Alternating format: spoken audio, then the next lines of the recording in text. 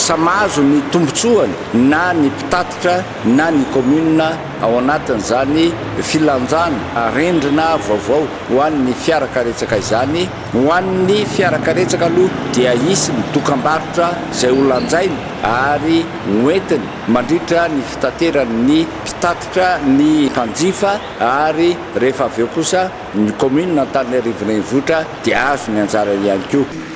Ya, mirabantsika rehetra aloha voalohany indrindra tonga dia raisiko ilay tenenin'ny directeur teo amin'ilay hoe nanaiky izahay.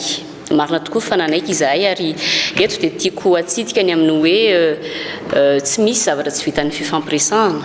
ary taoriana ny fifampiresahana sy ny fifandresen-dahatra dia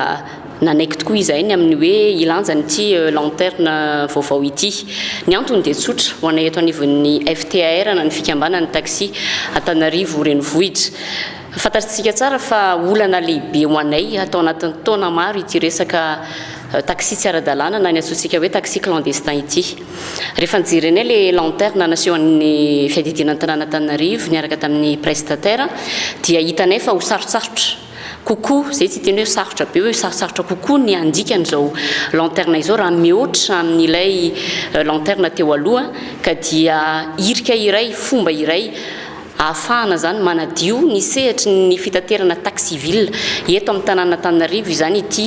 fanoloana lanterne ity izay araka ny nambaran'ny tompon'andraikitra teo moa dia omenanay maimaim-poana le izy ka izay zany ny antony nanekenay an'ity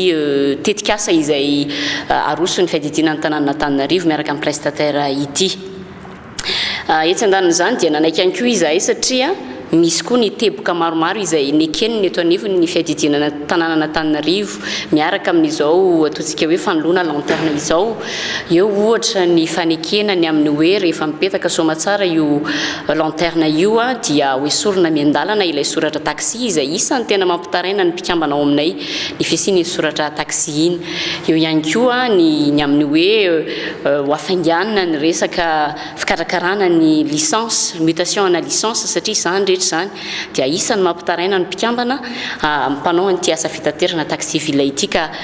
rehefa ny fampiresaka rehefa ny fampidinika dia mahita tombony ny andaniny ary mahita tombony ihany koa ny ankilany dia izay zany ny antony nanekenay an'ity tetikasa izay aroso ny fiadidinan'ny tanàna Antananarivo ity. Tsy maintsy miara-miasa ny fivondronana miaraka amin'ny commune tsika ka araka ny talentany teneniny teo dia iry zareo no nampiantso anay zany ary ny fampidinika ary hoe fetina hanatsarana amin'ny asantsika izy ity. Somary hitatsika ilay somary lehibehibe any nefa ny hitatsika angamba fa miezaka zany ny commune nampiahantsika voalohany eto amin'ny Antananarivo renivohitra nanolotra zavatra tsara zao ka indro le izy zany ho avoaka le izy dia samy hitandrana an'le izy daholo tsika ary zavatra araka ny teneniny namana teo fa isan'ny zavatra ray edina amin'ireo mpanao taxi tsy ara-dalàna zany izy io ka manatenantsika namana rehetrarehetra zany hiara-iasa zany amin'ny fanatsarana ny asantsika amin'le izy fa minotsika fa hampandroso antsika le zavatra le ho atolotry ny commune antsika io zany.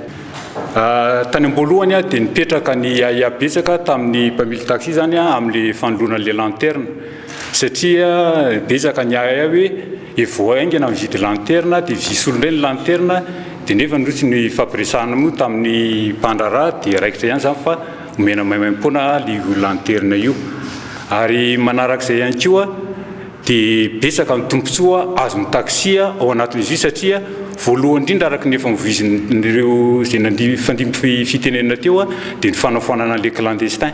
Betsaka ny ezaka efa nataonay zany hatramin'izay ananiliana an'ireo le mpijirika mangalatra ny asana taxi ireo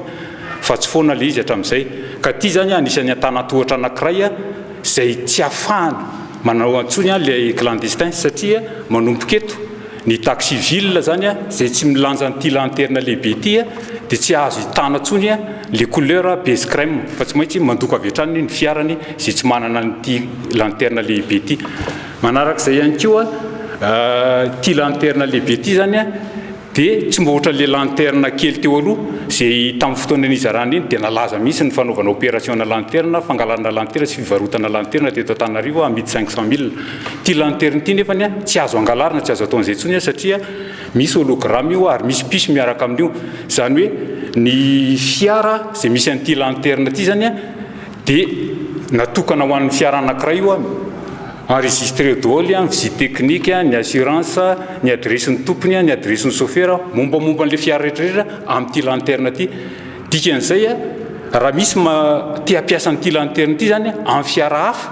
dia tsy azony atao zay zavatra zay fa ho tonga izy dia ho tratra amin'ny polisy satria isy appareil ho ampiasain'ny polisy hijerevana mombamomba an'io